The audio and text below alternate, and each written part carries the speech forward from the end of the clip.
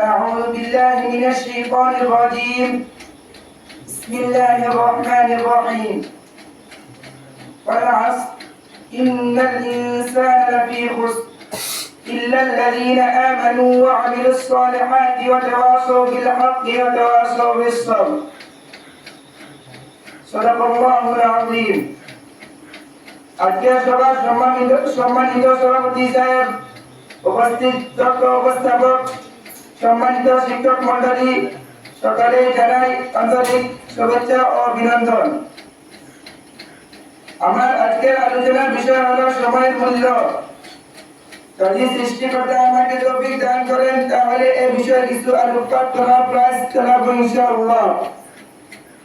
শ্রদ্ধেয় উপস্থিতি, মানুষের আয়ুকাল খুবই সামান্য, তবুও এই ছোট সামান্য জীবনে মানুষ কত না কিছু স্বপ্ন দেখে।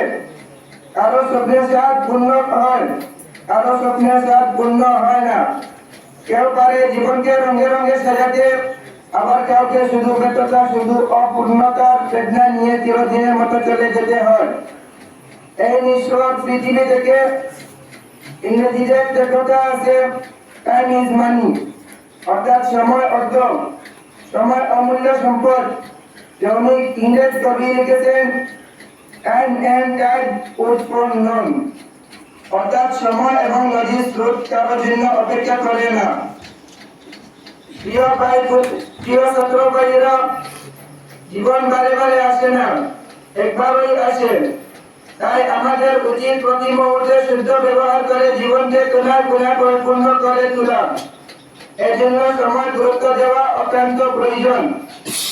অতীতে যারাই সফল হয়েছে, যারা সময় মূল্য দিয়েছেন, আর ভবিষ্যতে তারা সফল হবেন যারা সময়কে গুরুত্ব প্রদান করবেন। আল্লাহ তাআলা আমাদের সকলকে সময় গুরুত্ব অনুধাবন করার এবং সময় গুরুত্ব দেওয়ার তৌফিক দান করুন। আমিন।